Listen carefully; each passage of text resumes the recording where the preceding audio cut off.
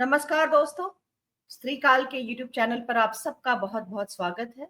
मैं मनोरमा और आज फिर हम एक समसामयिक विषय पर लाइव चर्चा के साथ हाजिर हैं। लेकिन उससे पहले आप सभी को ईद की बहुत बहुत मुबारकबाद, साथ में नवरात्रि की भी शुभकामनाएं और उगादी, गुड़ी पाड़वा, बिहू नहीं बिहू तो उस समय होता है, वैसाख के समय होता है। हाँ, गुड़ी पाड़वा और उगादी, यहाँ कर्नाटक में हमारे यहाँ उगादी मनाया जा रहा है। तो इन सब की शुभकामनाएं आप सभी को।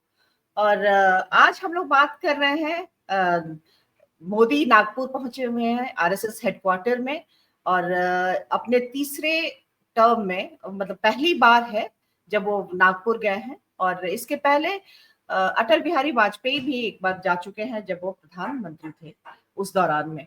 और दूसरी तरफ कल अमित शाह बिहार आए थे।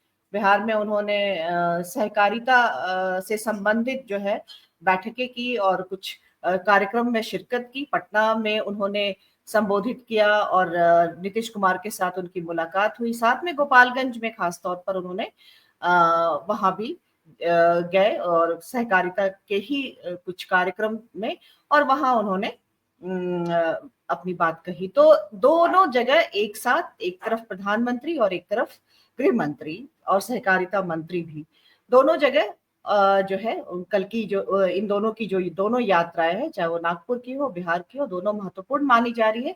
बिहार इसलिए क्योंकि 2025 विधानसभा चुनाव, अब ज्यादा वक्त नहीं है। और नागपुर इसलिए क्योंकि मोदी जो है एक तो भाजपा के अध्यक्ष पद को लेकर के भी जो एक सस्पेंस बना हुआ है, इसमें लगातार देरी हो रही है। और जेपी नड्डा एक्सटेंशन पे 2023 के बाद से चल रहे हैं, 2023 जनवरी के बाद से वो एक्सटेंशन पे चल रहा है। बार बार बात की गई है कि नए अध्यक्ष का चुनाव होगा, लेकिन ये नहीं हुआ है। और बीच में जेपी नड्डा के ही बयान के कारण कि भाजपा अब एक समर्थ और सक्षम पार्टी है, उसे आरएसएस की जरूरत नहीं है, और उसके बाद से फिर ये तो इन सब। और दूसरी बात है कि प्रधानमंत्री, हालांकि उनके दो बर्थ सर्टिफिकेट हैं, एक जो उनका आधिकारिक है वो 17 सितंबर 1950 का है, जिसके मुताबिक आगामी 17 सितंबर को वो 75 साल के हो जाएंगे। और दूसरा एक और है जो उनका ग्रेजुएशन का सर्टिफिकेट की बात की जाती है, वो 49 का है,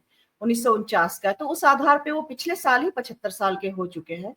तो या तो अगर वो जन्मतिथि सही है, तो अगर उनका सर्टिफिकेट सही है तो जन्मतिथि सही है, और अगर वो सर्टिफिकेट जो है वो सही नहीं है तो फिर आधिकारिक जन्मतिथि उनकी 50 की है। ये इसलिए भी महत्वपूर्ण है कि 75 के बाद मार्गदर्शक मंडल में खुद मोदी ने भेजा है। और इससे पहले दो लोग थे भाजपा के जिनको की उम्र के कारण राजनीति में साइड लाइन किया गया, चाहे मुरली मनोहर जोशी हो, उन्हें टिकट से डिनाई किया गया, और सुमित्रा महाजन थी जिन्होंने राजनीति से अपना संन्यास लिया, जो सक्रिय राजनीति से। तो ये दो उम्र के कारण अब मोदी है जो 75 साल के होने जा रहे हैं। तो देखना होगा कि ये कितनी सैद्धांतिक बातें रही हैं और ये कितना प्रायोगिक रूप में मोदी पर ये लागू होता है या नहीं होता है। इसके बीच में इधर बिहार में जो है अमित शाह ने कल नीतीश कुमार का एक वीडियो वायरल हुआ था, सुबह हमने उस पर बात भी की थी। और नीतीश कुमार के मेंटल हेल्थ और उसको लेकर लगातार बातें की जा रही है। और अभी पब्लिक स्फीयर में कई सारे वीडियो आए जिसमें ये दिखता है। तो कल अमित शाह ने ये अपनी आंखों से देखा है। अब उसके बाद वो दिल्ली में जाकर क्या रिपोर्ट बनाते हैं, क्या करते हैं। गोपालगंज में उन्होंने पहले कह दिया, उस सभा में जब वो बोल रहे थे तो उन्होंने कहा कि भाजपा की सरकार बनाएंगे। उसके बाद उन्होंने एनडीए का नाम लिया। उसके पहले दिसंबर में मोदी कह ही चुके हैं कि हम बाद में तय करेंगे मुख्यमंत्री कौन होगा, लेकिन उसके बाद फिर स्टैंड बदला जनवरी में उनका कि मुख्यमंत्री का चेहरा जो है वो नीतीश कुमार ही होंगे। तो एक तरह से संभवतः ये वो साधने की कोशिश है कि नीतीश कुमार के नाम का इस्तेमाल कर चुनाव की बैतरनी पार की जाए, और उसके बाद नीतीश कुमार के तमाम जो उनके मेंटल हेल्थ और इस चीज को लेकर के फिर अपने उसमें सत्ता को लिया जाए या अपने मुख्यमंत्री को फिर प्रोजेक्ट किया जाए। तो ये तमाम तरह की बातें दोनों एक साथ चल रही हैं। मतलब नागपुर में विचारधारा और बिहार में राजनीति, मोदी शाह दोनों मिलकर एक दोहरी रणनीति पर काम कर रहे हैं। उस दोहरी रणनीति में 2025 का अगर चुनाव है तो 2029 के लोकसभा चुनाव की भी तैयारी है। अगला भाजपा अध्यक्ष भी इस लिहाज से बहुत महत्वपूर्ण होगा क्योंकि उस पर जिम्मेदारी होगी 2029 के चुनाव की तैयारी की, साथ में 2027 यूपी के चुनाव की भी, जहां भाजपा को 2024 के चुनाव में करारी शिकस्त मिली थी या उनकी पोजीशन बहुत कमजोर हुई थी 2024 के चुनाव में उत्तर प्रदेश में।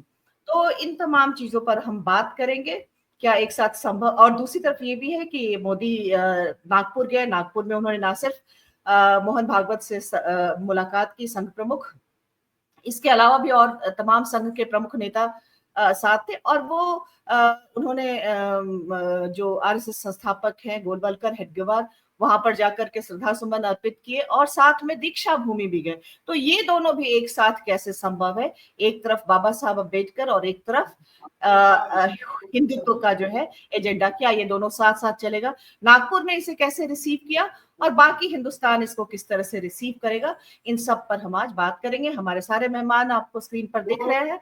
सकेब जी हमारे साथ, राजनीतिक विश्लेषक और टिप्पणीकार। हमारे साथ विजय सोनवने सर खासतौर पर जुड़ रहे हैं, वो चिंतक और राजनीतिक विश्लेषक। हमारे साथ हमारे साथी श्रीकाल के साथी संपादक विनय ठाकुर, और हमारे साथ हेमंत सर जुड़ रहे हैं पटना से, राजनीतिक टिप्पणीकार, विश्लेषक। आप चारों का बहुत बहुत स्वागत है। और आज की टिप्पणी सबसे पहले विजय सोनवाने सर से लेते हैं। और बाकी और जो है, ये दोनों तरफ काम चल रहा है, बिहार का भी, बिहार में जो है रणनीतिक तैयारी हो रही है और वैचारिकी के आधार पर उसके अलावा संघ के साथ जो है वो तमाम जो एक तनाव की स्थिति बोल रहे थे अध्यक्ष पद को भी लेकर, या मोदी के ही संघ का एक होता है, उनका है कि संगठन बहुत बड़ा है, आदमी बड़ा नहीं हो सकता है। मोदी ने बार बार ये साबित किया पिछले अपने इसमें कि वो संघ से बड़े शायद हो रहे थे। तो ये भी एक कि हालांकि दोनों पूरक हैं एक दूसरे के, फिर भी अब लग रहा है, और दूसरी पंक्ति के नेतृत्व को भी लेकर जैसे योगी और फडणवीस की तरफ संघ जो है पसंद के रूप में उनको आगे बढ़ाना चाहता है। तो ये तमाम चीजें, अध्यक्ष पद भी है, कहते कि इतनी देर नहीं हो सकती है क्योंकि कहीं ना कहीं जो है वो इस चीज को लेके कि मोदी की पसंद कोई और है और इनकी पसंद कोई और है, इसलिए सहमति नहीं बन रही है, इसलिए इतनी देरी हो रही है। तो तमाम तरह की चीजें एक साथ है। उसके बीच में ये चीज की भाजपा इन दिनों खासकर 2024 के चुनाव से बाबा साहब की तरफ मुड़ी है, संविधान की तरफ मुड़ी है, और ये टैक्टिकल तौर पे मुड़ी है। ये नहीं है कि उनकी ये राजनीति रही है, टैक्टिकल उनका वो रहा है, संविधान की बात करना, बाबा साहब अम्बेडकर की बात करना। अम्बेडकर के लिए हाल के उन्होंने काम भी किया, जैसे उनके प्रतीकों को लेकर के कई सारे जो है मोदी ने उस जेस्चर में काम किया वोट को अपनी तरफ करने के लिए या समर्थन अपना। अभी आप इसको किस तरह से देख रहे हैं, एक साथ दीक्षा भूमि में भी जाना और वहां भी जाना, हेडगेवार और गोलवलकर को भी याद करना और वो करना। तो ये दोनों रणनीतिक रूप से या वैचारिक रूप से क्या भाजपा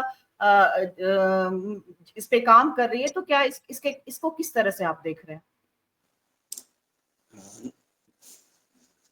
नमस्ते। ईद आप सबको ईद मुबारक हो। अभी प्रधानमंत्री ने जो नागपुर की विजिट की है उसका एक कारण अखबार में ऐसा बताया गया है कि पिछले 11 साल से उन्होंने आरएसएस हेडक्वार्टर को विजिट नहीं किया था, तो उसकी वजह से ये लॉन्ग ड्यू विजिट होगी, ये भी एक कारण है। और कई मसले जो है वो पिछले 1 महीने से बहुत ऊपर आ रहे हैं, जिसकी वजह से देश में थोड़ी अस्थिरता का माहौल है। जैसे महाराष्ट्र में औरंगजेब का मुद्दा हुआ और बीड़ का मुद्दा हुआ, परभणी का मुद्दा हुआ, ये सब मुद्दे जो है इसकी वजह से भी महाराष्ट्र में राजकीय वातावरण जो अस्थिर है, उसकी वजह से बीजेपी के प्रति लोगों के मन में रोष है, सही में रोष है। इसकी यह सब देखने के लिए भी हो सकता है प्रधानमंत्री यहाँ पे आए हैं, और आने के बाद उन्होंने दीक्षा भूमि को विजिट की है। तो नागपुर जो है अब दीक्षा भूमि का स्थल के रूप में प्रसिद्ध हुआ है, तो सभी जो डिग्नेटरीज होते हैं भारत के या भारत के बाहर के, वो एक बार जरूर दीक्षा भूमि को विजिट करते हैं और बाबा साहब को श्रद्धासुमन अर्पित करते हैं। तो ये एक तरह का एक कोड हो गया है कि जितने बड़े राजनीतिज्ञ आते हैं वहां जाते हैं, दीक्षा भूमि पर जाते हैं। और दीक्षा भूमि पर जाना मतलब हम भी बुद्ध के करीब है ये दिखाने का एक जरिया होता है। बुद्ध को हम भी मानते हैं और बुद्ध हिंदू थे, हिंदू धर्म पंथ का एक भाग थे। आरएसएस तो खुले तौर पे कहता है कि बुद्ध, जैन या सिख ये धर्म है ही नहीं और ये पंथ है। ये उनका बहुत पक्का स्टैंड है और ये बार बार अलग अलग तरीके से बताते हैं। तो वह मुद्दा, उस मुद्दे को दिखाने के लिए वो कहते हैं कि हम भी दीक्षा भूमि में जाते हैं और वहां हम नतमस्तक होते हैं बाबा साहब के सामने। तो अपनी जो एक प्रतिमा है कि हम अम्बेडकरी लोग और बुद्ध के प्रति हम आस्था रखते हैं, ये दिखाने के लिए और उसका राजनीतिक फायदा उठाने के लिए सब राजनीतिक नेता दीक्षा भूमि पे जाते हैं, ये बात है। दूसरी एक बात ऐसी कि वक्फ का जो मुद्दा है वो बहुत चला हुआ है और वो सबसे अभी सबसे स्फोटक मुद्दा कहूंगा मैं। अभी ओवैसी साहब ने एक तरह का अल्टीमेटम दे दिया है चंद्रबाबू नायडू को कि अगर आप वक्फ के मुद्दे पर वक्फ के बिल का समर्थन करेंगे तो आप, हमारा समाज, मुस्लिम समाज आपको समर्थन नहीं करेगा। तो ये बड़ी एक चेतावनी है चंद्रबाबू नायडू के लिए। उसी तरह की चेतावनी नीतीश कुमार को भी हो सकती है। अगर वक्फ बोर्ड के बिल के समर्थन में अगर बिहार सांसदों ने या सरकार ने किया तो नीतीश कुमार का समर्थन जो है वो बहुत कम हो सकता है और वो बड़ा उनको चुनाव में हानि पहुंच सकती है। तो इन सब बातों की वजह से सरकार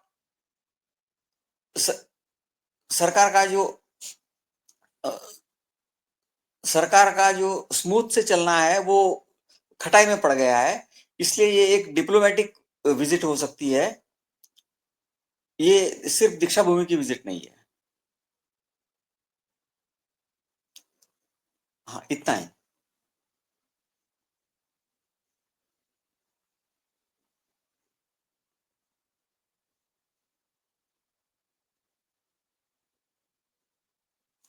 ऑडियो नहीं है, ऑडियो नहीं है। हाँ हाँ, हेमंत सर के पास हम आ रहे हैं। हेमंत सर, आप किस तरह से देख रहे हैं?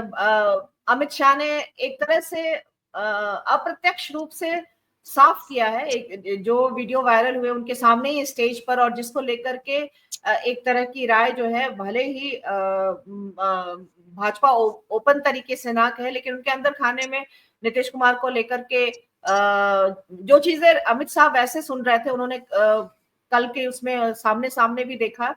तो एक राय जो उनकी अपनी बनी होगी वो तो है ही, और उसको किस तरह से वो प्रोसेस करके क्या फैसला ले लेते हैं। हालांकि और बात बात में उन्होंने इस चीज का जिक्र किया कि आप भाजपा की सरकार बनाए, वापस उन्होंने जो है लालू यादव और राबड़ी देवी के जो जंगल राज है उसकी बात की, और ये सब तमाम चीज। तो रणनीतिक रूप से अमित शाह की इस बिहार दौरे को किस तरह से देख रहे हैं, और इसका एनडीए के आगे के जो है शीट शेयरिंग से लेके तमाम चीज, मुख्यमंत्री का चेहरा और नीतीश कुमार के साथ नीतीश कुमार का टैक्टिकल इस्तेमाल, क्या किस तरह से आप इन सब चीजों को देख रहे हैं?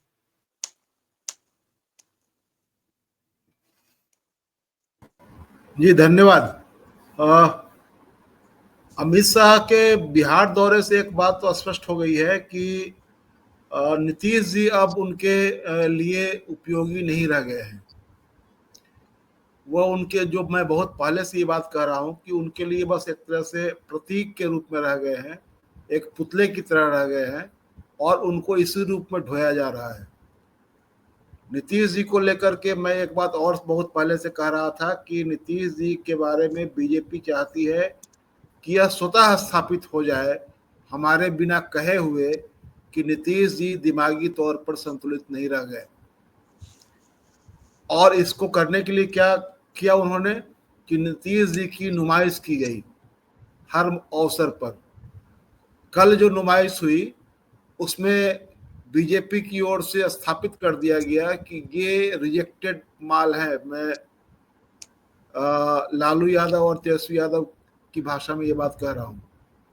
तेजस्वी भी कहते हैं कि रिजेक्टेड। तो अब समझ लीजिए कि जो कल सम्राट चौधरी का रिएक्शन था, अगर वो रिएक्शन नहीं रहता तो शायद बात आई गई चली जाती, लेकिन उनका रिएक्शन इतना स्ट्रांगली उसको ये मार्क किया गया कि उसी से पूरी बात स्पष्ट हो गई कि अब तो जो लोग सरकार में उनके आजू बाजू हैं उनको भी ये लगता है कि पता नहीं कब क्या कर बैठे। और ये नौबत इसलिए लाई गई है कि ताकि नीतीश नामक प्राणी से बीजेपी मुक्त हो जाए। उसको लगता है कि नीतीश जी अब सैचुरेट कर गए हैं, ये बहुत पहले से लग रहा था, और उनको फिनिश करना है। और बीजेपी यह प्रयोग देश के अलग अलग इलाकों में उसने अपने सहयोगियों के साथ किया है। इसका सबसे बड़ा उदाहरण है उड़ीसा, नवीन पटनायक। नवीन पटनायक तो तन कर खड़े रहने वाले व्यक्ति थे, हालांकि वो बीजेपी के सब तमाम एजेंडे पर उनके पक्ष में खड़े रहे, लेकिन नीतीश जी की तरह वो कभी झुके नहीं। वो अपनी शर्तों पर अपने ढंग से वो काम करते थे। लेकिन उनका जो हश्र हुआ, आप समझ सकते हैं कि कैसे एक हरा भरा पेड़ अचानक धराशायी हो जाता है। उसी तरह का लगा जैसे कि कोई आंधी नहीं आई लेकिन फिर भी पूरा जड़ से उखड़ गया। तो ये उस समय जो प्रयोग बीजेपी ने वहाँ उड़ीसा में किया, उसी तरह का लगभग यहाँ किया गया है। और कल वाला जो रिएक्शन था सम्राट चौधरी का, वो मीडिया में काफी उसकी चर्चा हो रही है।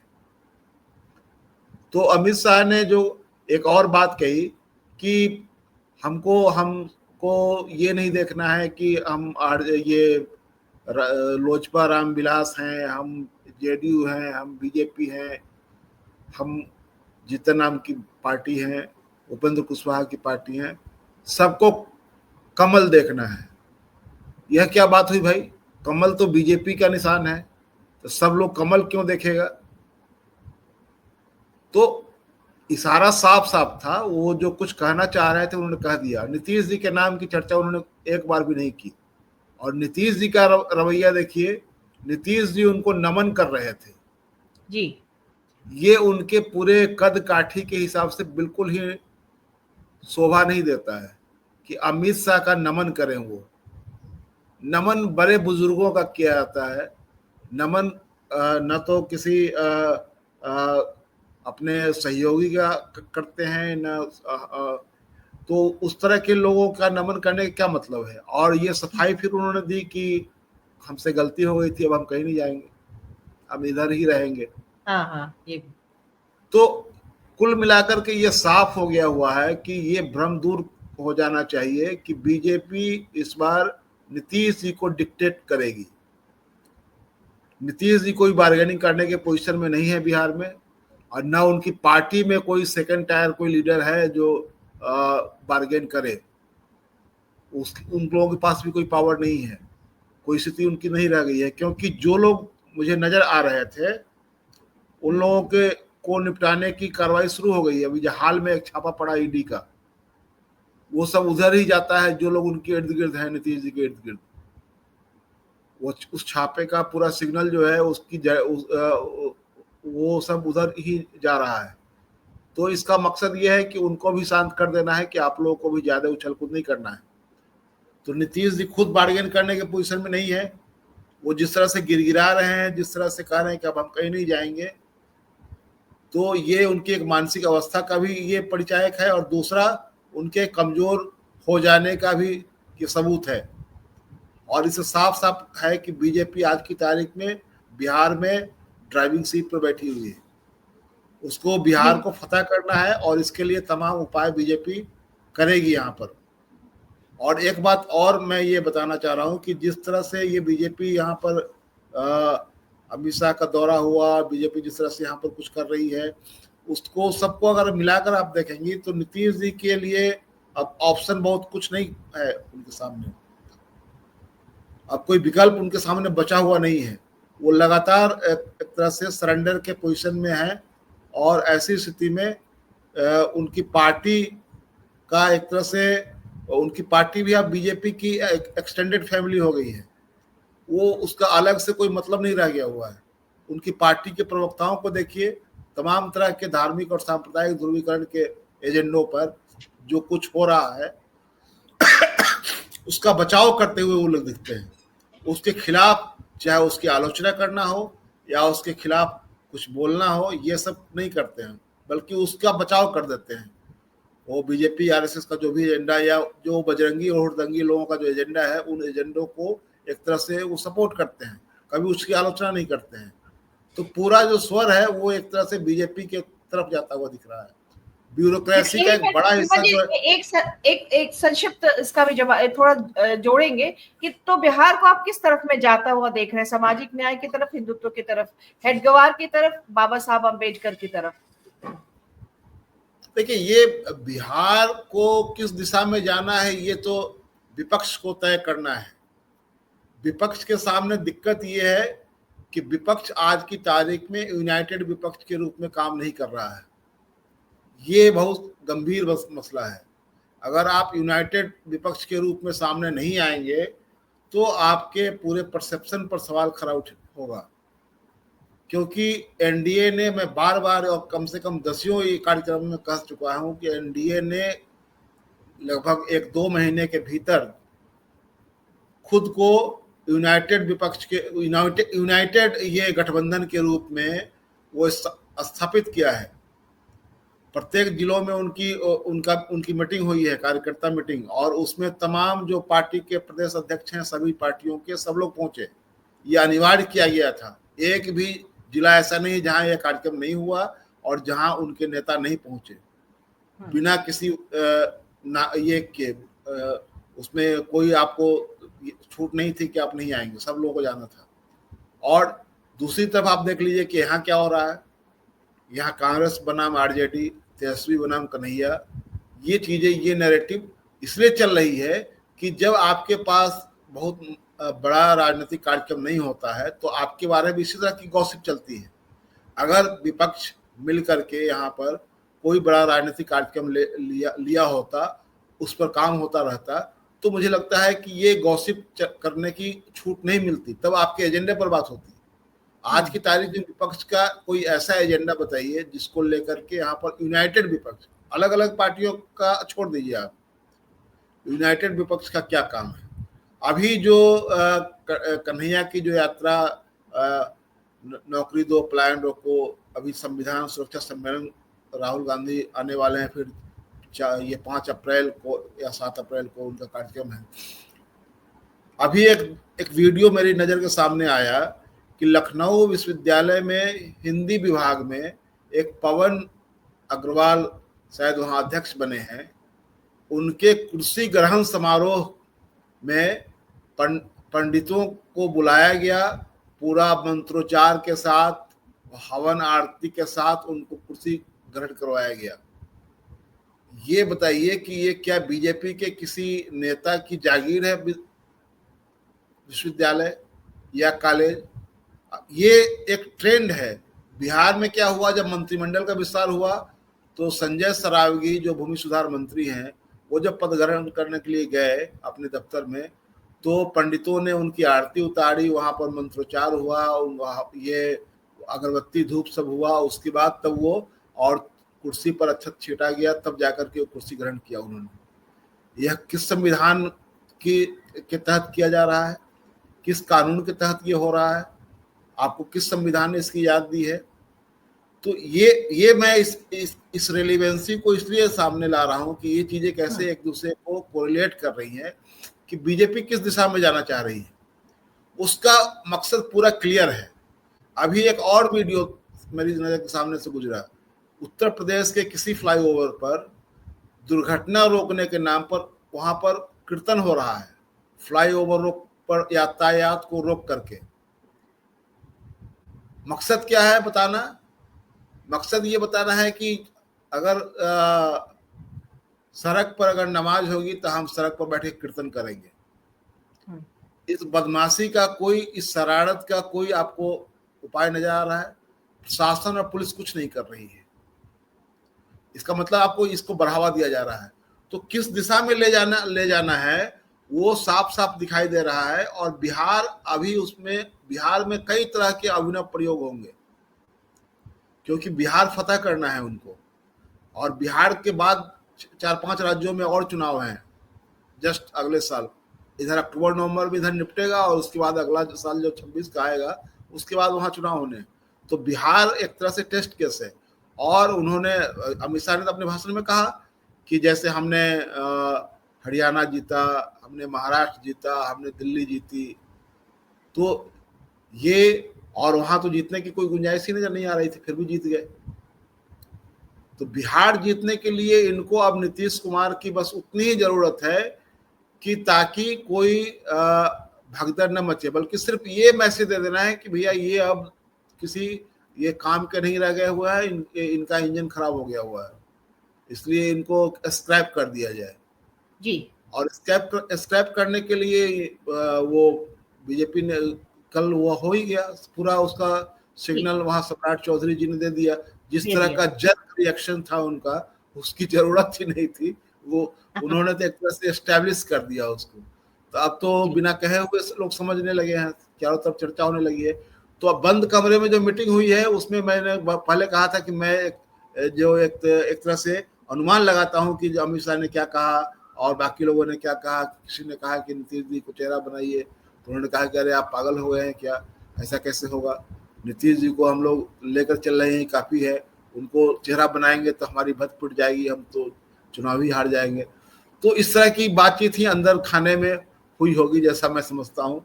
तो बिहार के लिए क्लियर है कि बिहार में अब नीतीश जी मैटर नहीं कर रहे हैं।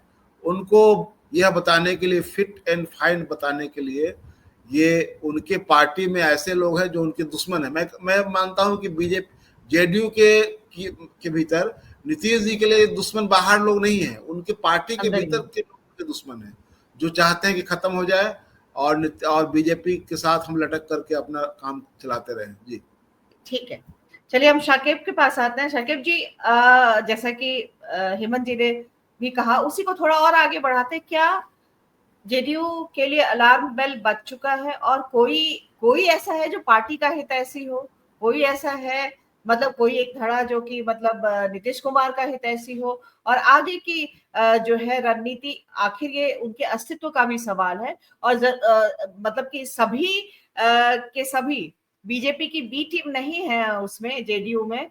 तो जेडीयू क्या इसको एक चेतावनी की तरह लेगी? तब जबकि हमने नीतीश कुमार के इफ्तार दावत जो उन्होंने दी थी, उसमें मुस्लिम संगठनों ने, जो 100 साल से भी पुरानी संस्था है बिहार की, उन्होंने इन चीजों पे खास तौर पे पॉइंट आउट किया कि नीतीश कुमार वक्फ बोर्ड पे जो है उनका जो स्टैंड, उसके खिलाफ, और प्लस उसके बाद से कि भाजपा के साथ गए, और वो जो धर्मनिरपेक्षता का मूल जो जेडीयू का हुआ करता था, नीतीश कुमार ने उससे वादा खिलाफी की है। और लगातार जो उनका पॉलिटिकल स्टैंड या ये जो भी उनके हैं, जो इनका सामंजस्य है बीजेपी के साथ, वो उसके, हाँ, उसके सीधे सीधे खिलाफ जाता है।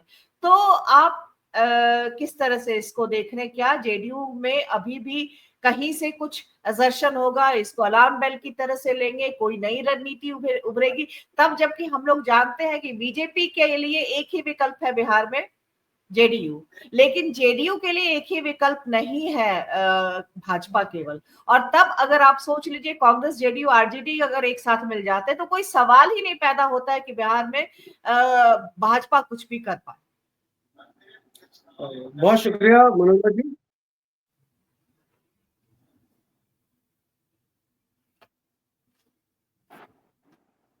मेरी आवाज आ रही है? हाँ, आ रही है आपकी आवाज। फ्रेम फ्रीज है लेकिन आवाज आ रही है आपकी, तो आप बोलना कंटिन्यू करिए। आ रही है? हाँ, आवाज आ रही है, फ्रेम फ्रीज। मैं एक्चुअली कॉल आ गई थी बीच में। अब ठीक है, अब ठीक है।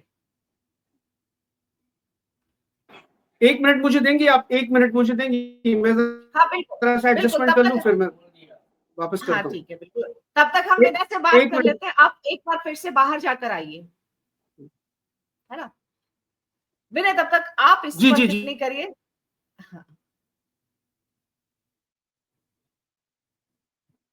विनय आप अपनी बात करिए, शाकिब आएंगे तो शाकिब से भी पूछेंगे, आप अभी सवाल को ले मैं सकते कर हैं, रहा हूँ। इस पर आपका ओपिनियन ले लेते हैं फिर। जी आपके पीछे लाइट है, उसको बंद कर दीजिए पीछे। हाँ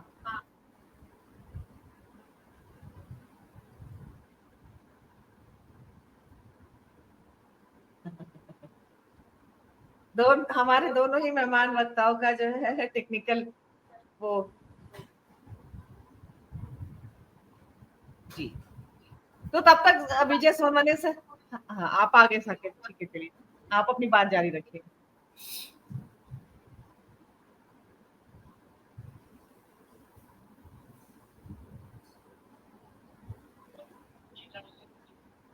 शाकिब आएंगे तो फिर आवाज हाँ, आ रही है मेरी मैम? बिल्कुल बिल्कुल। जी मैं आ गया हूँ, आवाज आ रही है मेरी? हाँ बिल्कुल।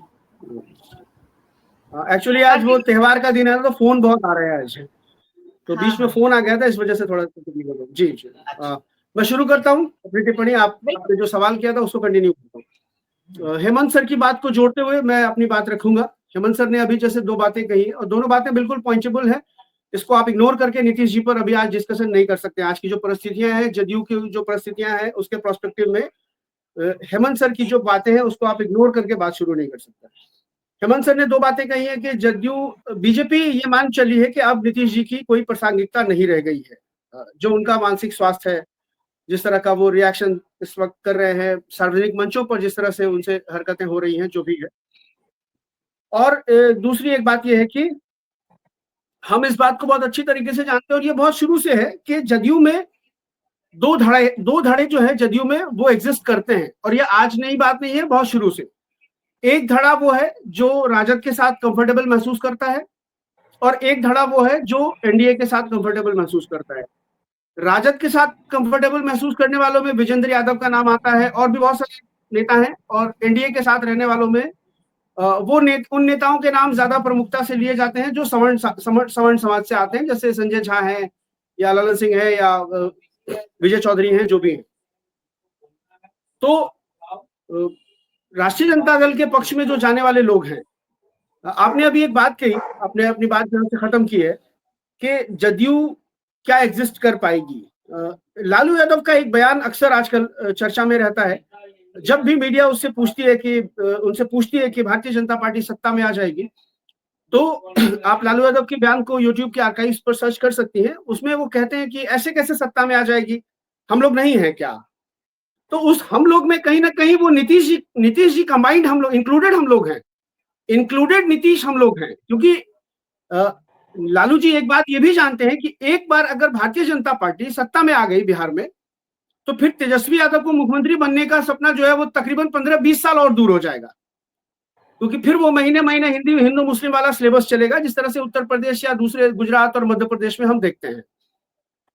तो वो उसको कंटिन्यू करेगी और माहौल को इतना जहरीला बना दिया जाएगा कि फिर वहां पर मंडलवादी फोर्सेस के लिए स्कोप नहीं बच जाएंगे जब तक कि जनता एकदम त्रस्त ना हो जाए। आज देख लीजिए, गुजरात में 3 दशकों से भाजपा सत्ता में है, और गुजरात को अगर आप ह्यूमन डेवलपमेंट इंडेक्स पर आप देखेंगी तो बिहार से भी पिछड़ा हुआ राज्य है वो। ये अलग बात है कि मीडिया उसको डिकोड नहीं करता है, मीडिया सामने नहीं लाता है, मीडिया गुजरात मॉडल की चर्चा करता है। गुजरात में आज भी अनटचेबिलिटी बिहार से ज्यादा है, अनटचेबिलिटी बिहार से। और जहां जहां बीजेपी 2-3 दशकों से सत्ता में है, वहां दलितों की स्थिति बिहार से बदतर है। तो मीडिया इसको फोकस नहीं करता है, मीडिया इसको सामने लेकर के नहीं आता। तो ये लालू जी बहुत अच्छी तरीके से जानते हैं कि एक बार अगर बीजेपी का मुख्यमंत्री एक आने मार्ग में बैठ गया, वो चाहे तो नीतीश जी के बाद उसकी शुद्धिकरण भी करवा सकते हैं, जैसे योगी जी ने करवाया है, जैसे अभी गंगा जल वगैरह से धुलवाने का भी ट्रेंड चल जाता है। उसके बाद जो भी बैठेगा वो 15-20 साल पहले से उसके पहले वो उतरने का उसका स्कोप नहीं है। ठीक है, वो कुछ भी नहीं करेंगे तब भी वो सत्ता में रहेंगे, क्योंकि जनता की बौद्धिक चेतना को इतना भोतरा कर दिया जाएगा। और जनता की बौद्धिक चेतना को तो आज इतना भोतरा कर ही दिया गया है कि एक छावा टाइप की कोई फिल्म बनती है और उस फिल्म को देख करके आने के बाद जनता जो है कुदाल फावड़ा लेके जाके जमीन खोद देती है कि कहीं मुगल आजम में औरंगजेब का खजाना छुपा हुआ है। तो ये प्रैक्टिकली हम देख रहे हैं। तो हेमंत सर ने दो बातें कही है। मेरा ये कहना, मेरा ये पक्ष है कि बिल्कुल सही है कि नीतीश जी की प्रासंगिकता बज़ाहिर तो हमको खत्म होती हुई दिखती है। हमको लगता है कि अब नीतीश जी की जरूरत भाजपा को नहीं रह गई है। भाजपा के लिए नीतीश जी अब एसेट नहीं, लायबिलिटी हो गए हैं। लेकिन जो बातें हम सोच रहे हैं, जो बातें हम समझ रहे हैं, जो बातें नीतीश जी को लेकर के हमारे जहन में आ रही हैं कि अब उनका मानसिक स्वास्थ्य ठीक नहीं है, इसका एक दूसरा पहलू है कि क्या वो वोटर जो नीतीश जी के नाम पर वोट करता है, जो इसका 12-14% का चंक है बिहार में, वो भी यही सोच रहा है या वो अपने नेता से सहानुभूति रख रहा है? एक नकारात्मक छवि नीतीश जी की गढ़ने की जो कोशिश चल रही है, या उसमें उनका भी ये है, मैं उनको बिल्कुल क्लीन चिट नहीं दे रहा हूं जिस तरह की वो हरकतें कर रहे हैं। देखिए, हम लोग मानवीय मूल्यों पर बात करने वाले लोग हैं। हमारा राजनीतिक विरोध है, हमारे राजनीतिक मतभेद है, बिल्कुल अच्छी बात है, ये होना भी चाहिए एक लोकतांत्रिक प्रक्रिया में। लेकिन इसके बावजूद आप जो मानवीय तकाजे हैं उसको आप दरकिनार नहीं कर सकते हैं। नीतीश जी की जो स्थिति इस वक्त मानसिक स्थिति है, हम लोग उनमें से हैं जो कम से कम उनका मखौल नहीं उड़ा सकते हैं। हमको उनसे सहानुभूति हो सकती है। ये एक इंसान जो है, एक जो प्रकृति की प्रक्रिया है कि एक इंसान एक समय आने के बाद बीमार पड़ता है, और वो आज बीमार है। हम उनसे सहानुभूति रखते हैं। वो वोटर्स जो नीतीश जी का वोटर है, वो तो मेरे ख्याल से जो नीतीश कुमार को वोट नहीं भी करते हैं पूरे बिहार में, वो मतलब इस बात पे तो सहमति है कि उनको लेकर सहानुभूति होगी। उनको डिस्क्रेडिट नहीं करेगा कोई भी, उनके काम को, उनके जो उनका जो पूरा रिजीम रहा है उसको डिस्क्रेडिट करने का काम कोई नहीं करेगा।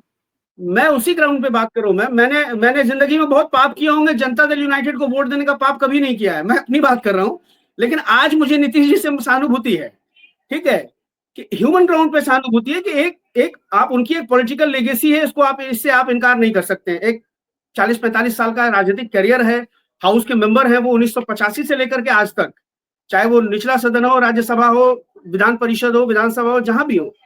और शाकिब जी हम ये नहीं भूल सकते कि इस कंडीशन में भी उन्होंने लाइन खींची है जब न तब। जैसे अभी उर्दू वाला मसला जो यूपी से आया, तो बिहार में ठीक उन्होंने बिना आज सुबह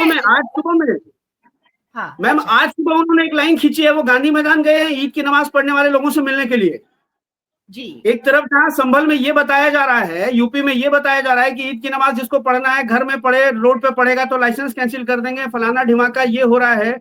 अलीगढ़ का सांसद बोल रहा है कि ईद हमारा त्योहार नहीं है, होली दिवाली हमारा त्योहार है।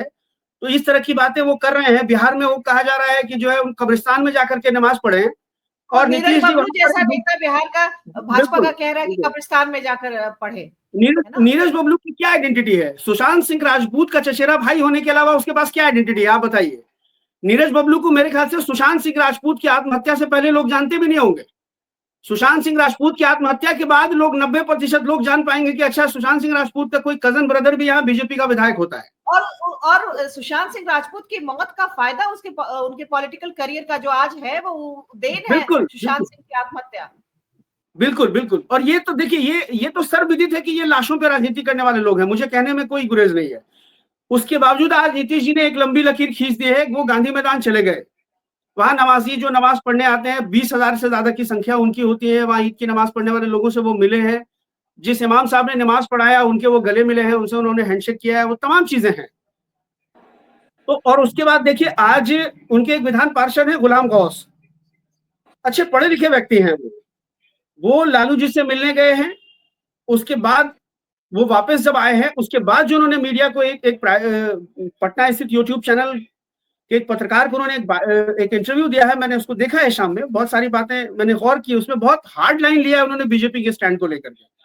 मतलब बीजेपी की जो एंटी मुस्लिम आइडियोलॉजी है उसको लेकर के बहुत हार्ड लाइन लेते हुए आलोचना की है बीजेपी की, कि इनके पास कुछ भी नहीं है, बाबरी दादरी लव जिहाद, इसके अलावा ये कुछ करते नहीं है, हिंदू मुसलमान को लड़ाते रहते हैं।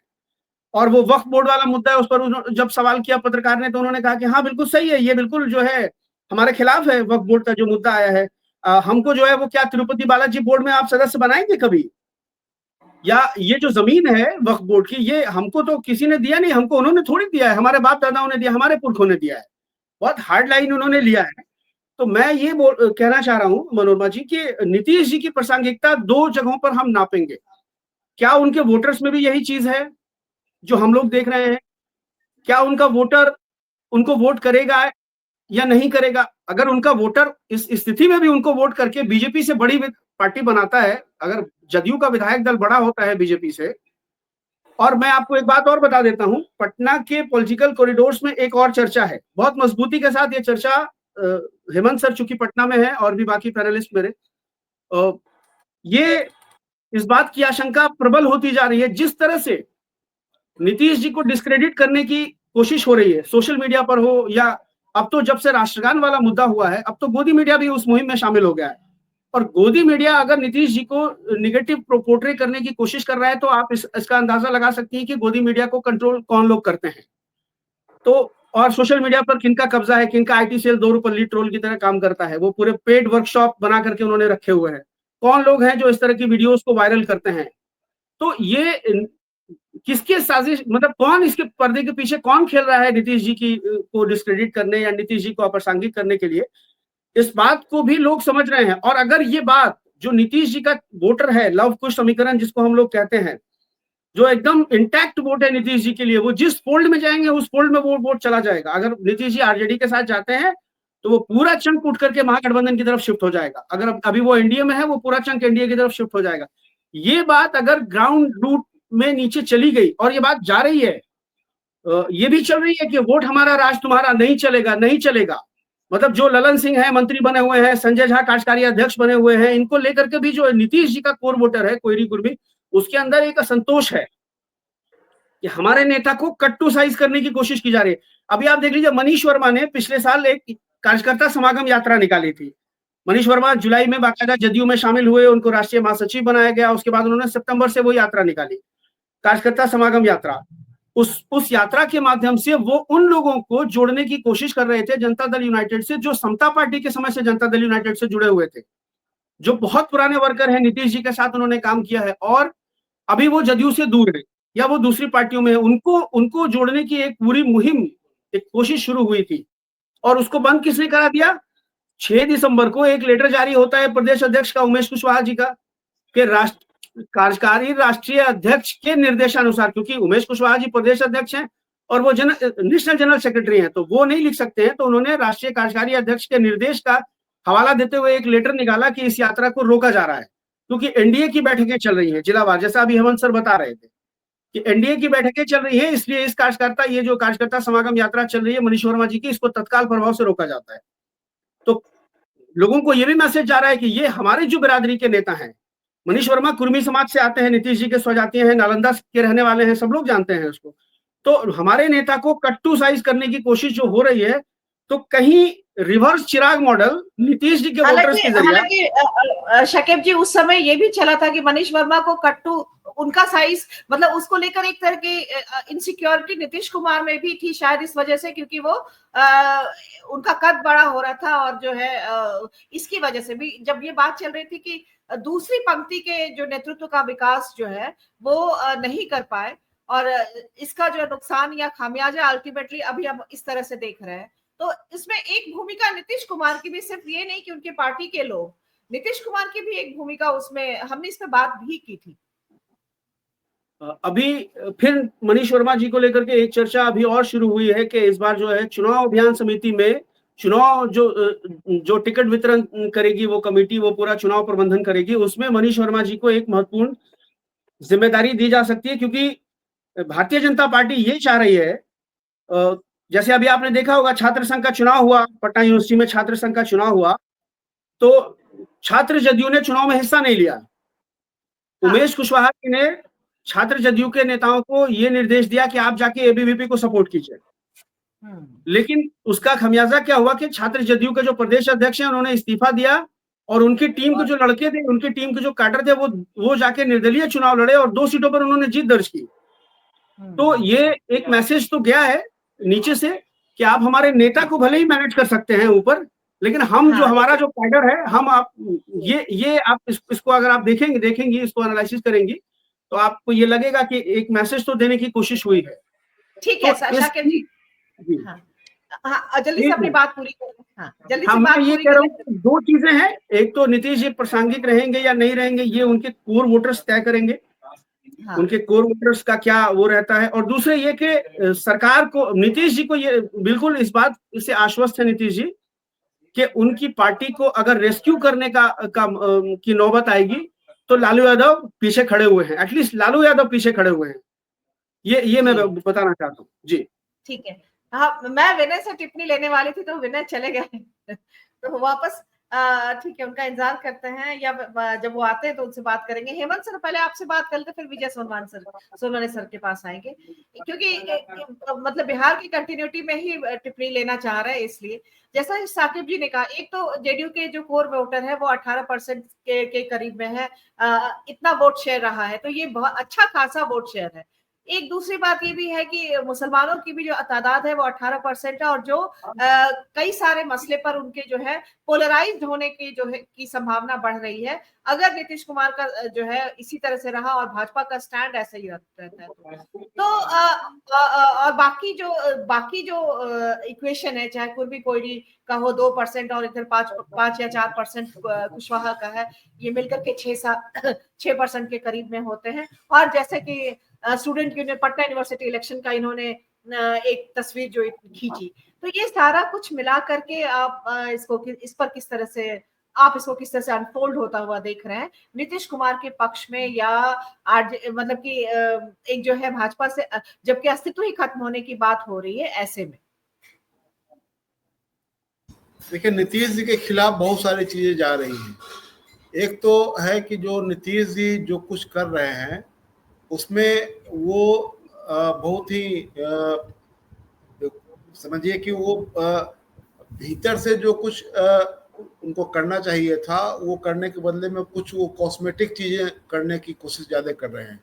जैसे कि ये ईद मिलन में जाना, गांधी मैदान पहुंच गए, लेकिन बाकी का जो हो रहा है, जो एजेंडा बीजेपी चला रही है, और खासकर बिहार में बहुत सारी घटनाएं हुई है, उसको लेकर के बात आप कह रहे हैं मंजी कि इससे क्या मुस्लिम कन्विंस होंगे कि एक तरफ तो वो उनका स्टैंड उस तरह से, और दूसरी तरफ कहीं जाइएगा, पर्व त्योहार में आप कहीं जाइएगा, किसी से मिलने जाइए, गले मिलने जाइएगा, उनको शुभकामना बधाई देने जाइएगा, तो कोई आपको तो खदेड़ नहीं देगा, गले लोग मिलेंगे लोग, और ये हमारी परंपरा है, हमारी रवायत है। तो ऐसे में जो नीतीश जी से जो उम्मीद की जा रही थी कि जो खुद कहते रहे कि हम क्राइम, करप्शन और कम्युनलिज्म से कंप्रोमाइज नहीं करते हैं, तो कंप्रोमाइज तो दिख रहा है। अब सिर्फ आप ईद में मिलने चले जाइए, लेकिन मुसलमानों के बारे में, और ऐसा नहीं है कि बिहार में कोई कहेगा कि हम ये जाकर के आप कब्रिस्तान में नमाज पढ़िए, तो आपने क्या कहा उनके बारे में? कोई बयान आया? नीरज बबलू को कोई चेतावनी दी गई कि खबरदार आप इस तरह के बयान नहीं दीजिए? या बीजेपी के नेताओं को कहा गया कि आप इनको मना कीजिए, इनसे माफी मंगवाइए? नहीं कहा गया। तो आखिरकार नीतीश जी किस काम के लिए है? मुख्यमंत्री हैं वो, तो मुसलमानों की, चाहे किसी भी मुसलमान की छोड़ दीजिए, ये अगर आप किसी को कहेंगे कब्रिस्तान में जाकर के नमाज पढ़ो, तो मेरा मन भी दुखी होता है, और मैं भी मुझे गुस्सा आता है। क्यों कहोगे तुम? ये सिर्फ किसी मुसलमान का मसला नहीं है, ये किसी सब जाति, धर्म और समुदाय और इंडिविजुअल तक का, ये उसकी अपनी जो इस देश में उसकी अथॉरिटी है कि इंडिविजुअल होने के नाते, एक जाति समूह या एक किसी रिलीजियस समूह से आने के नाते उसकी जो अथॉरिटी है उसको चुनौती मिलती है जब कोई ऐसा कहता है। तो ये उसी तरह की बात है जब आप दलितों को चलने, सामने से अपने दरवाजे पर से गुजरने नहीं देते थे, आप उनको बैठने नहीं देते थे, आप उनका सम्मान नहीं करते थे, आप उनको कदम कदम पर अपमानित करते थे। तो ये भाव तो कुल मिलाकर उसी तरह का है। तो मैं कहना चाह रहा हूँ कि नीतीश जी को जहाँ रिएक्ट करना चाहिए उन मुद्दों पर रिएक्ट नहीं कर रहे हैं, कभी कुछ नहीं कह रहे हैं। वो लगातार जो एजेंडा चल रहा है, तो अपनी सफाई में जब आप कहेंगे कि हम कहीं नहीं जाएंगे, हम यहीं रहेंगे, हमसे गलती हो गई, हम आपका नमन करते हैं, और उसके बाद तो क्या हम मान लेंगे कि आप मुसलमानों की हितैषी रह गए हुए हैं? आप उनके लिए खड़े होंगे? आप यहाँ पर किसी के खिलाफ कोई कार्रवाई करने की बात तो दूर, उनकी आलोचना तक नहीं करते हैं, ना आपकी पार्टी के लोग उनकी आलोचना करते हैं।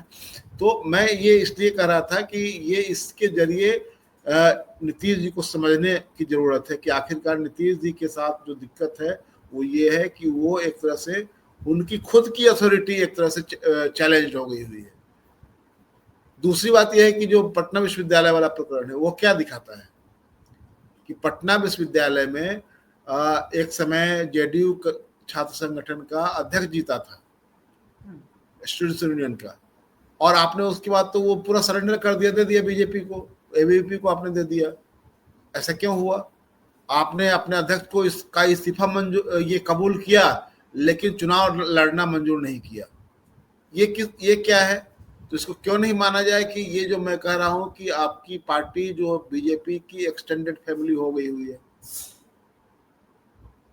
अगर मान लीजिए कि वहां चुनाव लड़ना ही था यूपी को, तो तालमेल हो सकता था कि ठीक है, 1 सीट पर हमारे उम्मीदवार लड़ेंगे, आप 10 सीट पर लड़िए। तो ये तो एक तरफा सरेंडर हुआ है। तो ये सब सिग्नल है जिसके जरिए ये समझने की जरूरत है कि आखिरकार बीजेपी बिहार में किस तरह से पूरा बिहार में अपना कंट्रोल अभी से उसने करना शुरू कर दिया है। और आगे जो मुझे दिखाई दे रहा है कि नीतीश जी को कम सीटें दी जाएंगी, उस पर भी वो कॉम्प्रोमाइज करेंगे जी। और बीजेपी अधिक सीटों पर लड़ेगी। बीजेपी के पास और सारे फार्मूले हैं जो कि मैंने आपके कार्यक्रम में भी यही डिस्कस किया था कि सीट तुम्हारा, उम्मीदवार हमारा। अब जो लोग जीत करके आएंगे, उसका वीआईपी वाला प्रकरण आप देख लीजिए। वीआईपी के जो लोग जीत करके गए थे, उसमें सारे के सारे चले गए थे छोड़ करके। एक व्यक्ति मर गए थे, मुसाफिर पासवान, और 3 जो बचे थे वो सब बीजेपी में चले गए। उनको किसी ने रोका नहीं। अभी उसमें से एक मंत्री बने हैं। तो ये जो है उनका फार्मूला कि टिकट तुम्हारा और उम्मीदवार हमारा। तो उम्मीदवार जब हमारा रहेगा तो उसकी आस्था हमारे साथ में रहेगी। जिस दिन कहेंगे उस दिन हमारे साथ आ जाएगा। आप कुछ नहीं उनका बिगाड़ सकते हैं। तो ये सब जो है, ये सारी कोशिशें हो रही है। तो एक और बात कि जो साकिब जो कह रहे थे कि ये कि नीतीश जी का जो अपना वोट बैंक है, देखिए बीजेपी ने जो सोसाइटी का कम्युनलाइजेशन किया है, जिस लेवल पर, जिस तरह से सभी जाति समूहों में उसने अपनी पैठ बनाई है, उसके जरिए उसने एक समानांतर अपना आधार तैयार किया है। और वो उसी तरह से आज की तारीख में नीतीश जी के साथ नहीं है। उनके भीतर में एक तरह से आप ये कह लीजिए कि ऊहापोह की स्थिति है, एक कंफ्यूजन की स्थिति है। वो क्यों पैदा हुई? इसलिए पैदा हुई कि नीतीश जी की पार्टी ने कोई पॉलिटिकल लाइन लिया ही नहीं। वो एक मिलावट हो गई, ऐसी मिक्सिंग हुई जिसको कि अब सेग्रीगेट करना मुश्किल है। तो ये जो स्थिति पैदा हुई है, इसका असर मतदाताओं पर भी पड़ेगा। ये तभी उधर शिफ्ट होगा जब अगर नीतीश जी ऐसा तय कर ले कि वो घर बैठ जाए या कह दे कि हम एनडीए छोड़ रहे हैं, हम एनडीए में नहीं रहेंगे, हम महागठबंधन को अपना समर्थन दे रहे हैं। इसका पॉलिटिकल इम्प्लीकेशन हो सकता है। अन्यथा ये उनके साथ भी रहे और ये तो उससे बीजेपी को नुकसान नहीं होने जा रहा है। मैं कह रहा हूं कि जो घालमेल हुआ है इनकी सुस्ती की वजह से, इनकी निष्क्रियता की वजह से, और एक तरह से बीजेपी के एजेंडे को परोक्ष और प्रत्यक्ष रूप से समर्थन देने की वजह से, इससे इनके जनाधार में भी एक तरह से कंफ्यूजन पैदा हुआ है। वो बिल्कुल उसी तरह नहीं है डिब्बा बंद जनाधार, जिसको इधर से उठाकर उधर रख दीजिए और उधर से उठाकर इधर रख दीजिए, चला आएगा। वो अब इस पोजीशन में नहीं है। बीजेपी ने उसमें अलग अलग ढंग से काम किया है और सोसाइटी में नीचे तक गांव स्तर पर जाकर देखिए, हम लोग गांव आते जाते रहते हैं और ये साफ दिखाई दे रहा है कि जिस लेवल का कम्युनलाइजेशन, जिस लेवल का मुसलमान विरोध और मुसलमानों के प्रति नफरत का भाव पैदा किया गया है, वो समाज में की राजनीति को, समाज की दिशा को भी प्रभावित कर रहा है। तो ये जो स्थिति है, इस स्थिति से निपटने के लिए विपक्ष के सामने बड़ी चुनौती है कि इन चीजों को लेकर के यूनाइटेडली उनको आगे आना चाहिए था। यूनाइटेडली विपक्ष आगे नहीं आ रहा है। तो इसका ये साफ दिख रहा है कि नीतीश जी का एक तरह से उनकी पटकथा भी लिखी जा रही है, और दूसरा कि इधर जो तैयारी है बीजेपी की कि वह सिर्फ इस भरोसे नहीं है कि नीतीश जी हमारे साथ हैं तो नीतीश जी हमको वोट दिलवाएंगे। बीजेपी आज यहाँ से आगे निकल चुकी है। उसको है कि हम अपना, अब जब नीतीश जी वाला जो वोट है वो भी हम अपनी ताकत पर ले आएंगे, लेकिन नीतीश जी को ढोने में क्या दिक्कत है? चलिए ढो लिया जाए इनको, चुनाव तक 2025 तक के चुनाव तक इनको ढो लिया जाए। ये है उनका। ये नहीं है कि उनके लिए डर है कि नीतीश जी भाग जाएंगे और वो नीतीश जी हमारा नुकसान कर देंगे। ऐसी स्थिति नहीं है, क्योंकि नीतीश जी के अपने निजी कारणों से, स्वास्थ्य कारणों से, और दूसरे की इनके पॉलिटिकल लाइन में इतना घालमेल है कि जिसने विभाजन रेखा ही खत्म कर दी है। तो जब एक पॉलिटिकल विभाजन रेखा नहीं दो पार्टियों के बीच में रहेगी, आरजेडी के मतलब जो वोटर हैं उनमें और बीजेपी के वोटर में स्पष्ट विभाजन रेखा आपको दिखेगी, लेफ्ट के वोटरों में विभाजन रेखा साफ साफ दिखेगी, क्योंकि वो हमेशा पॉलिटिकली अपने आधार को चार्ज करते रहते हैं। जैसे बीजेपी चार्ज करती है वैसे ये चार्ज करते हैं, लेकिन इनका क्या काम रह गया हुआ है बताइए कि जेडीयू ने अपने वोटरों को कभी चार्ज किया है किसी मुद्दे पर? कोई ऐसा कार्यक्रम जिसमें कि लग रहा हो कि हमको एक सेकुलर लाइन लेनी चाहिए? बस ये है कि वैचारिकी के स्तर पे तो कम से कम चार्ज करने का काम नहीं ही किया है। अब तो हाँ, कि जेडीयू के नेताओं को लगता है कि हमारा भविष्य बीजेपी के साथ ही सुरक्षित है। ब्यूरोक्रेसी में जो लोग बैठे हुए हैं, कुछ है उसमें जोड़ने वाले थे जी, आपने रेज किया था। एक्चुअली वो हेमंत जी कह रहे थे कि जो है टिकट सिंबल तुम्हारा उम्मीदवार हमारा, ये सिर्फ जेडीयू के साथ नहीं होगा, ये इसकी प्लानिंग जो है वीआईपी के लेवल पर भी चलेगी, इसकी प्लानिंग हम के लेवल पर भी चलेगी, और इसकी प्लानिंग जो है वो उपेंद्र कुशवाहा के लेवल पर भी चलेगी कि सिंबल उपेंद्र कुशवाहा की पार्टी का होगा, जितेंद्र राम मांझी की पार्टी का होगा, और उम्मीदवार जो है वो इनका होगा। ये ऑपरेशन भी चल रहा है। बिल्कुल हेमंत जी सही कह रहे हैं कि ये ऑपरेशन भी चल रहा है, ताकि भविष्य में अगर हमको कोई ऑपरेशन लोटस करना पड़े कि भाई पूरा का पूरा विधायक दल हमको समेट के लाना पड़े, तो वो मुश्किल नहीं हो। ये बिल्कुल हेमंत भाई ने सही कहा है, मैं इसी को थोड़ा सा कंटिन्यू करना चाहता हूं। हम विनय के पास चलते, क्योंकि बहुत धैर्य से विनय सबकी बातों को सुन रहे हैं, और साथ हमारे चूंकि घर के हैं तो इसलिए हम सबसे पीछे उनके पास आ रहे हैं, तो माफ करेंगे विनय, बहुत देर से आपने इंतजार किया और फिर बीच में 2 बार आप चले भी गए। तो हम लोग इसी कंटिन्यूटी में ही बात करते हैं, उसके बाद सोनाने सर के पास आएंगे, उनकी टिप्पणी बाकी है अभी। तो 18% वोट जो है जेडीयू का रहा है पिछले चुनाव में, विधानसभा चुनाव में।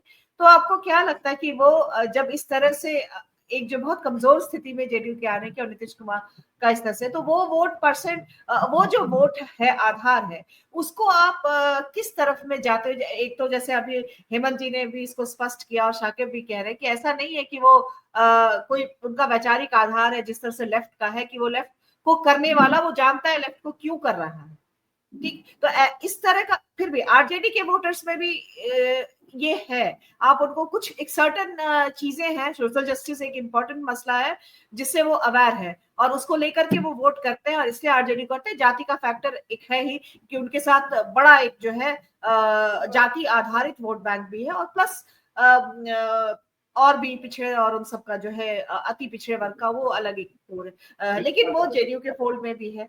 तो ये आप जो है किस तरह से, अगर मान लीजिए ऐसी सारी स्थितियां बनती हैं, तो इसको आप किस तरफ में जाता हुआ देख रहे हैं, और क्या विपक्ष या खास तौर पर आरजेडी इतना इक्विप्ड है कि उसको अपने फोल्ड में वो ले पाएगा उस वोट बेस को? मनोरमा, देखिए तमाम बातें हुई उसमें, लेकिन जो साकिब ने जो पहली बात कही कि थोड़ा जोर से बोलिए। मेरी आवाज आ रही है? हाँ आ रही, थोड़ा और बढ़ा सकते हैं तो अच्छा होगा। मैं ये कह रहा हूं कि जो हम नीतीश कुमार नेता के पॉइंट से जो देख रहे हैं, वही बात जो नीतीश कुमार के जो वोटर है उसके, अरे बहुत, एक मिनट, जो वही बात जो है उनके वोटर के हिसाब से सही बैठे, ये कोई जरूरी नहीं है। अगर नीतीश कुमार प्रासंगिक नहीं होते तो बीजेपी को इतनी कवायद करने की कोई जरूरत नहीं थी, जरूरत नहीं पड़ती। नीतीश कुमार का जो वोटर है वो सिंथेसिस वाला वोटर है। देखिए नीतीश कुमार जो लालू यादव से जो अलग हुए या आरजेडी से जो अलग हुए, और उसके बाद जो लालू यादव का जो धुर विरोधी था, वो बीच की एक जमीन तलाश करके, जो यादव जो एक डोमिनेंट कास्ट है, उससे जो एक वो सेक्शन सोशल जस्टिस का जो बहुत कंफर्टेबल नहीं है, उसको वो पकड़ करके चलने, और यही वजह है कि नीतीश कुमार प्रासंगिक हैं। वो कितना कम माने प्रचार करेंगे, रणनीति के तौर पे कितना उपलब्ध रहेंगे, वो एक अलग बात है। लेकिन जो नीतीश कुमार का जो वोटर है वो बीजेपी को नहीं मिल जाए, और वो बीजेपी की ये जरूर कोशिश है कि वो वोटर जो है वो वोटर और कहीं नहीं जाए, वो कम से कम आरजेडी में तो नहीं ही जाए, है ना। और वो जो बाद के जो रणनीतियां जो बीजेपी की है, जो बात की वो पहले भी प्रयोग कर चुके हैं कि भाई आपके सिंबल पे हमारा आदमी लड़ेगा, या मायावती के साथ जो एक्सपेरिमेंट कर चुके हैं कि भाई अगर तुम्हारे पैसे घट रहे हैं तो हमसे पैसे ले जाओ, टिकट वहां से खरीद करके ले आओ, और जब हमको जरूरत होगी तोड़ने की तो हम तोड़ लेंगे, ठीक है ना। लेकिन बहुत आसान नहीं। देखिए जो बड़े नेता हैं उनके जो वोटर होते हैं वो उनके स्वास्थ्य से बहुत प्रभावित नहीं होते। चाहे वो जयललिता का वोटर देख लीजिए, और भी लोगों को देखिए। जयललिता जब बहुत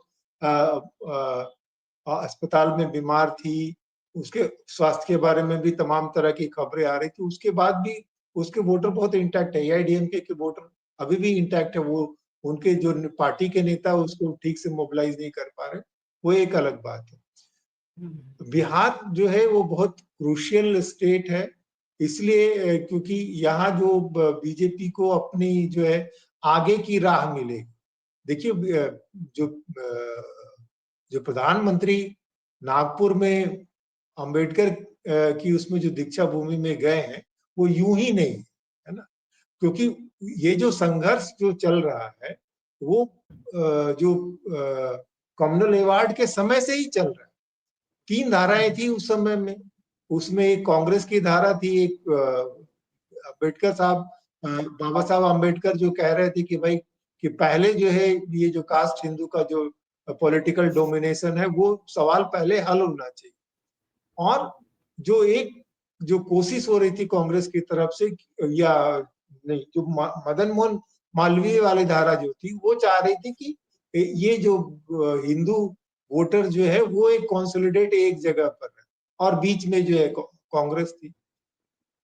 तो जैसे बीजेपी गांधी की विचारधारा से इत्तेफाक नहीं रखती, लेकिन उन्होंने गांधी को कोऑप्ट करने की बहुत कोशिश की। उनका नीचे का जो लोग हैं वो तमाम बयान देते रहे, लेकिन गांधी के सिंबल्स, गांधी को उन लोगों ने अपने हिसाब से समेटने की कोशिश की। और यही बात जो है वो अंबेडकर के साथ करना चाहते। देखिए दक्षिण में एक अलग स्थिति इसलिए रही क्योंकि दक्षिण में जो पॉलिटिकल एम्पावरमेंट मुस्लिम्स और दलित दोनों का साथ साथ हुआ है कास्ट हिंदू के अगेंस्ट में। पर बिहार में थोड़ी अलग स्थिति, और वो जो दक्षिण का जो जोड़ है वो बिहार में नहीं। वो बनाने की कोशिश लोगों ने की है वो पुल, लेकिन वो अभी तक बन पाया है कितना वो पता नहीं। पर यहाँ पे जो है वो बीजेपी नए एक्सपेरिमेंट करके वो नई राह ढूंढने की कोशिश करेगी। नीतीश जी बिल्कुल रिलेवेंट है, वो चुनाव के बाद जो नतीजे आएंगे, देखिए अगर वो रिलेवेंट नहीं रहते, चुनाव तक रेलेवेंट है। हाँ, चुनाव के बाद उनका वोटर किस तरह से बिहेव करता है, हाँ, वो अलग बात होगी। लेकिन भाजपा के लिए भी अगर वो अपने अनुमान के अनुसार उनका सारा तुक्का बैठता है तो कहने का मतलब नीतीश कुमार की रिलेवेंसी उनके लिए चुनाव तक तो है ही।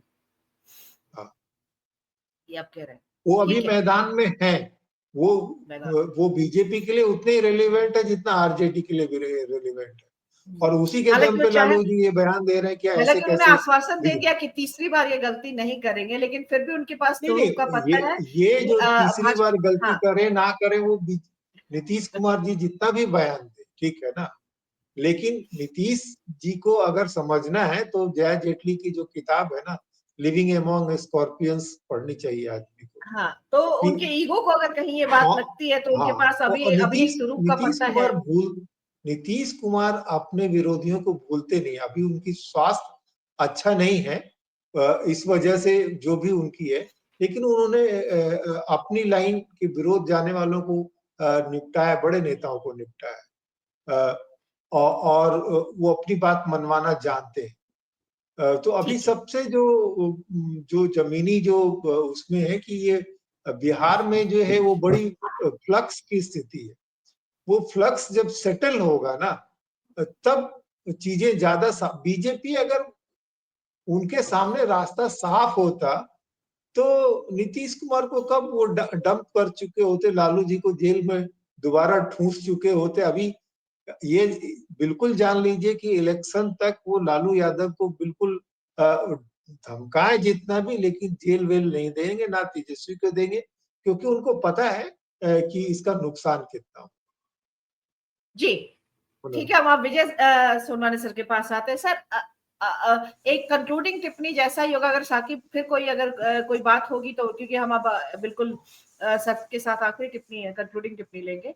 कुछ आपकी अपनी भी बिहार की राजनीति को भी आप देख रहे हैं, और दूसरा ये कि हम थोड़ा सा फिर वापस नागपुर आते हैं। क्या संघ जो है वो सेंटर स्टेज लेने वाला है, और मोदी का जो एक है आगे की जो मोदी की जो राजनीति है, क्या संघ का उससे मनोरमा, एक चीज मुझे याद आ रही है, मैं जोड़ दूं हाँ वो ये कि देखिए, नीतीश जी बहुत बड़े मास लीडर ना भी हो, तो भी जो पॉलिटिकल स्किल्स जो है ना, और पॉलिटिकल मैनेजमेंट, उसमें वो किसी से 20 ही पढ़ते, 19 नहीं पढ़ते। 19।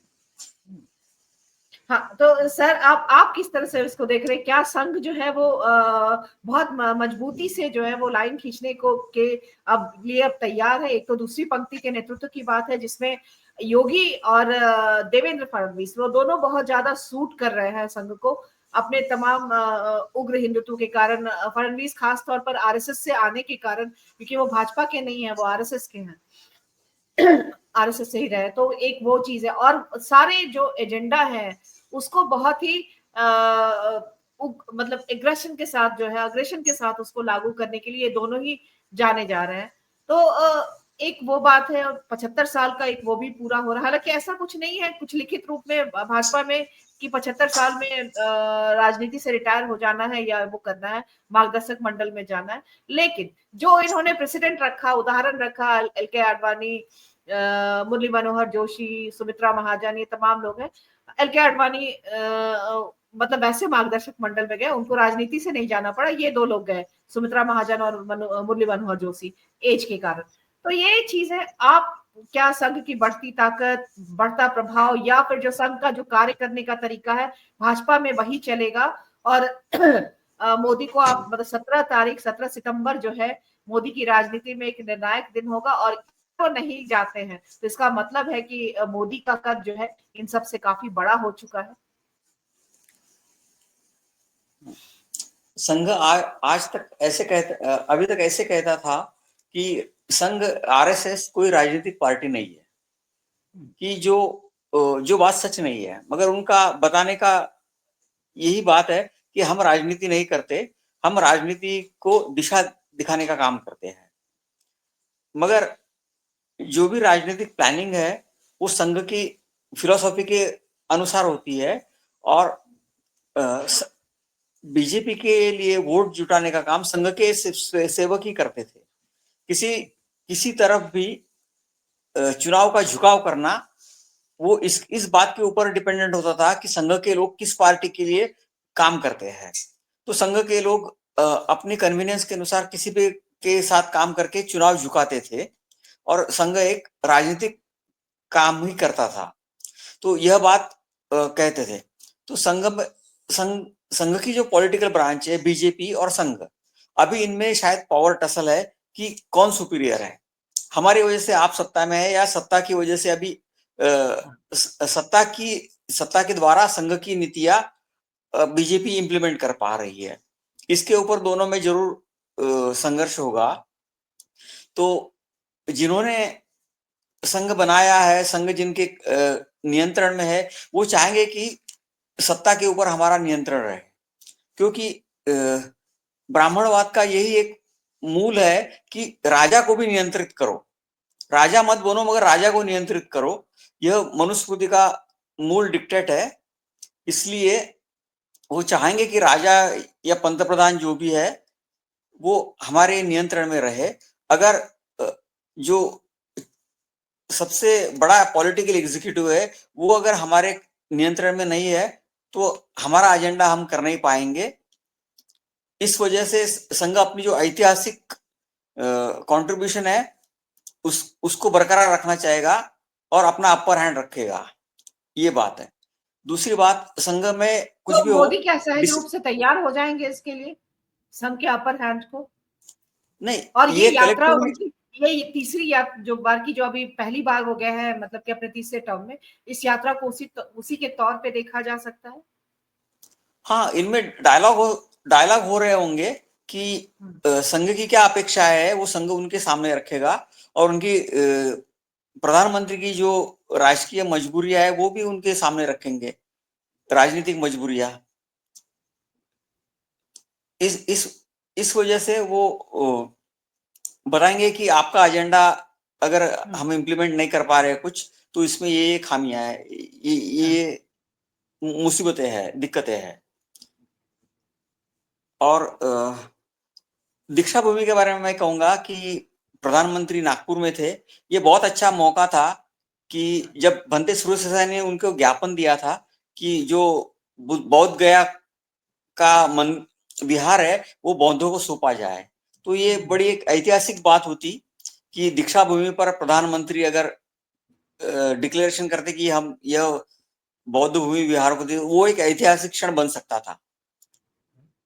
क्योंकि कोई भी मंदिर जो है वो कोई दूसरे धर्म के धर्माधिकारियों द्वारा संचालित नहीं होता, इसलिए बौद्धों का जो सर्वोच्च स्थल है वो भी बौद्ध धर्मियों के अलावा किसी को भी उसका संचालन में हिस्सा नहीं होना चाहिए।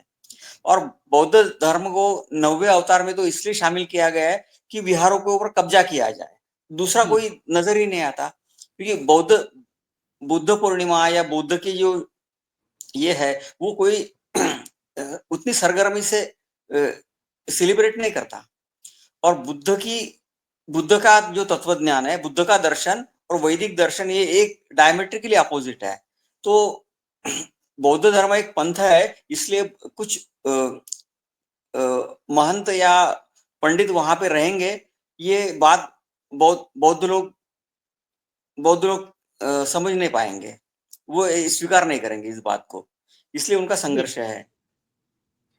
जी, अगर आखिरी में कोई एक दो वाक्य में आप दोनों में से विनय और शाकिब अगर कुछ कहना चाहते हो, हम आज की चर्चा फिर नहीं तो यहीं पे समाप्त करेंगे, वैसे भी समय से हमने, हाँ जल्दी से अनम्यूट करिए, अनम्यूट करके। मैं ये कह रहा हूं कि मोदी जी का संघ मुख्यालय जाना और दीक्षा भूमि जाना ये सिर्फ आज की बात नहीं है। भारतीय जनता पार्टी हो या जनसंघ के नेता हो, इसमें महारत हासिल रखते हैं। वो गोडसे की भी पूजा करते हैं, और नरेंद्र मोदी जी जब देश विदेश में जाते हैं तो कहते हैं कि देश तो बुद्ध और गांधी की है। वो कर्पूरी ठाकुर को भारत रत्न भी देते हैं और कैलाशपति मिश्र की जयंती भी मनाते हैं। कौन नहीं जानता है कि कर्पूरी ठाकुर को उसकी सरकार गिराने से लेकर कर्पूरी ठाकुर को माँ बहन की गालियां देने तक में कैलाशपति मिश्र का क्या योगदान रहा है।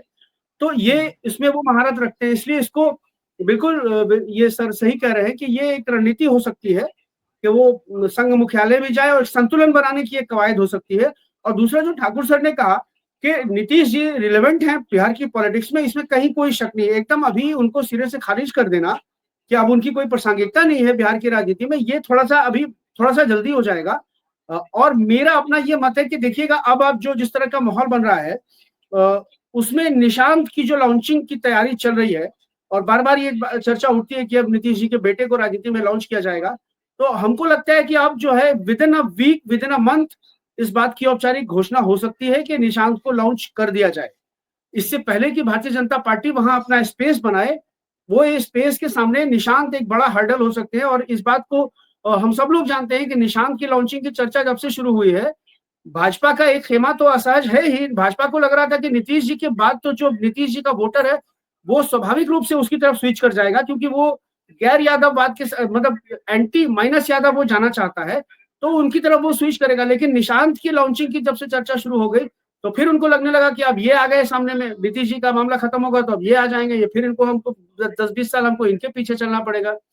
तो बीजेपी तो असहज है, ये जदयू का भी एक बड़ा खेमा है जो सवर्ण खेमा है, पूरी जिम्मेदारी से मैं बता रहा हूँ, जिसमें भूमिहार और सवर्णों की जो है ब्राह्मणों की लॉबी है, वो नहीं चाहती है कि निशांत जो है उनकी लॉन्चिंग हो, ताकि उनको लगता है कि नीतीश जी के बाद फिर पूरा पार्टी का कंट्रोल उनके पास रहेगा। जी थैंक यू। लेकिन अगर निशांत की लॉन्चिंग होती तो एक तरह से नीतीश कुमार का बाउंस बैक करना भी कहा जाएगा, एक जो जवाब होता है। हाँ, और ये स्वाभाविक, मैं आपको बता रहा हूँ, ये स्वाभाविक रूप से अगर निशांत को राजनीतिक कमान दी जाती है जदयू की, तो आप ये जब समझ लीजिए कि नीतीश जी के जो वोटर्स हैं, महादलित वोटर है या जो पिछड़ा वोटर है, वो स्वाभाविक रूप से निशांत के साथ जुड़ जाएगा। ये बिल्कुल, इसमें कहीं कोई शक नहीं। जैसे आरजेडी का कैडर वोट तेजस्वी के को पावर शिफ्ट होने के साथ तेजस्वी के साथ जुड़ गया, जैसे चिराग पासवान रामविलास पासवान जी का जो कैडर वोट था वो स्वाभाविक रूप से चिराग पासवान के साथ शिफ्ट हो गया, वो बिल्कुल वही चीज होगी यहाँ पर भी। अगर निशांत आते हैं तो निशांत की जगह अगर कोई और आएगा तो फिर देखने वाली बात होगी, लेकिन अगर निशांत को चेहरा बनाया जाता है जदयू का नीतीश जी के बाद, तो पूरा का पूरा जो वोट चंक है वो ऑटोमेटिकली निशांत के पीछे स्विच कर जाएगा, इसमें कहीं कोई दो मत नहीं है। ठीक है, विनय आपको अगर कुछ कहना चाहे आखिर में। हाँ, मैं मनोरमा दो बातें कहना चाहूंगा। एक तो ये कि ये बात ठीक है कि जो निशांत जब आएंगे तो उनके साथ लेजिटिमेसी का कोई प्रॉब्लम नहीं होगा, लीगेसी लेजिटिमेसी उनको आसानी से मिल जाएगी। लेकिन जो खतरा है वो अर्ली एक्सपोजर का, कि कहीं निशांत कुमार जो है वो ये एक्सपोज नहीं हो जाए पॉलिटिकल एक्यूमेन में, जो चिराग के साथ जिस तरह से पावर स्ट्रगल हुआ, थोड़ा वो अगर वो आए और उनका जो टाइम, उनका जो ट्रेनिंग का है वो ज्यादा सही रहता पार्टी के लिए। एक और बात मैं कहना चाहूंगा कि बीच बीच में जो आरएसएस जो बयान देती है कि ये देश बुद्ध का है, या हर मस्जिद के नीचे आप मंदिर मत खोदिए, ये बयान जो है वो किसी भी तरह से उनका अल्पसंख्यकों की सहानुभूति या उनका वोट हासिल करने या उनके राय को बदलने के लिए नहीं। ये बयान जो है वो उस वर्ग के हिंदुओं के लिए है जो आज भी जो है वो कम्युनल नहीं है, और जिसको बीजेपी अपने मार्ग में सबसे बड़ी बाधा मानती है। ये उस वर्ग को भरमाने के लिए है, और वो जो उसमें कई तरह की जो उनके बयान होते हैं वो, और यही रणनीति जो है उनकी जो है क्या कहते हैं, दीक्षा भूमि जाने को लेकर के भी है, कि वो अपने आप को वो कुछ भी देना नहीं चाहते हैं बौद्धों को, कि उनको बौद्धों को देने का मकसद अगर देना रहता है तो वो बयान दे चुके होते, कुछ दे चुके होते। उनका असली मकसद है कि वो अपनी जो इमेज जो है कि वो दलितों के खिलाफ हैं और अल्पसंख्यकों के खिलाफ हैं, और जो एक जो बड़ा हिंदू वोटर जो प्रोग्रेसिव है और इंक्लूसिव होना चाहता है, उसको भरमाने के लिए। हाँ, आज हम इसी नोट पर अब इस चर्चा को खत्म करते हैं। आगे आने वाला जो है, भाजपा ने अपनी तरह से जो है एक बिहार में जो है चुनाव की जो शुरुआत होती है चुनावी अभियान की, वो अमित शाह के कल के दौरे के बाद से वो चुनावी अभियान की शुरुआत हो चुकी है। और इस तरफ में 2029 जो लोकसभा का चुनाव है, चाहे उत्तर प्रदेश का चुनाव या तमाम विधानसभा चुनाव, उसको लेकर के भी जो है संघ किस तरह से जो है रणनीति तय करेगा और किस तरह से दोनों के बीच संतुलन, भाजपा और संघ के बीच में तमाम चीज जो है वो भी उसके लिए भी जो है एक तरह से जो बातचीत होती है या कुछ उसका रास्ता निकालने की तरफ में है। तो ये सब कुछ सामने है, और आगे ये तमाम जो चीजें हैं वो किस तरह से अनफोल्ड होती है, इस पर नजर रहेगी हम लोगों की, और ये देखना रोचक भी रहेगा। और ये खास तौर पर कि नीतीश कुमार जो है वो बिहार में किस तरह से बाउंस बैक करते हैं या फिर कंप्लीटली सरेंडर कर देते, जैसा उन्होंने कल कहा कि अब वो तीसरी बार गलती नहीं करेंगे। लेकिन इसके बावजूद भी हम संभावनाएं तमाम हैं नीतीश कुमार के लिए भी, बिहार की राजनीति के लिए भी, और तो इस पर हम सबकी नजर रहेगी। आप सबका बहुत बहुत शुक्रिया, आभार आउटसाइड पैनलिस्ट का भी, जिन्होंने टिप्पणियां की यहाँ पर और इतने समय तक बने रहे। हम कल फिर मिलते हैं किसी और चर्चा पर, तब तक के लिए नमस्कार।